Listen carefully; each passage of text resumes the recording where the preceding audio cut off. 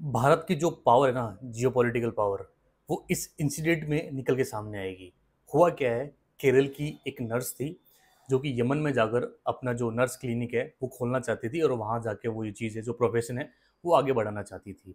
उनके बाद वहाँ पर उनको वो तलाल मेहंदी मिले, एक पर्सन थे, उनके साथ वो ये जो प्रोफेशन है, ये क्लिनिक है, वो आगे बढ़ाना चाहती थी।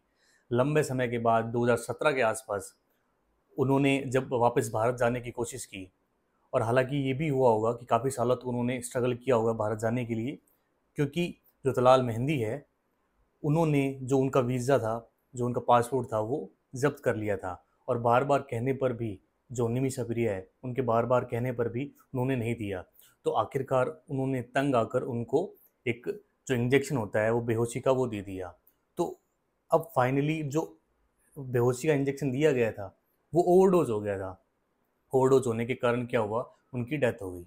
और फिर यमन की सरकार ने उनको कैपिटल पनिशमेंट दे दी। ये 2017-18 की बात है। और फाइनली अब जाके 16 जुलाई 2025 को उनको फांसी कंफर्म होने वाली है, क्योंकि यमन सरकार की तरफ से भी ये कंफर्म हो चुका था कि इस तरीके से उनकी हत्या की गई थी तलाल मेहदी की, निमिषा प्रिया द्वारा।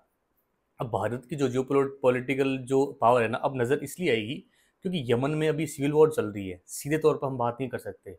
तो वो ओमान और ईरान के थ्रू बात करेगा, जो ये अंदर का जो भी मामला है सरकार का। अगर ये निमी शफिया बचती है तो दो कारणों से बच सकती है। एक होता है कि ब्लड मनी, तो तलाल मेहंदी जो कि मरा था, तो उनके द्वारा, उनके परिवार के द्वारा अगर माफ़ कर दिया जाए, और को जो मनी वो रिक्वायरमेंट के लिए अगर सामने वाला कहा जाए सामने को, तो ये माफ़ किया जा सकता है। और दूसरा, यमन की सरकार जो प्रमुख है, उनके द्वारा ये जो कैपिटल पनिशमेंट है वो माफ़ कर दी जाती है।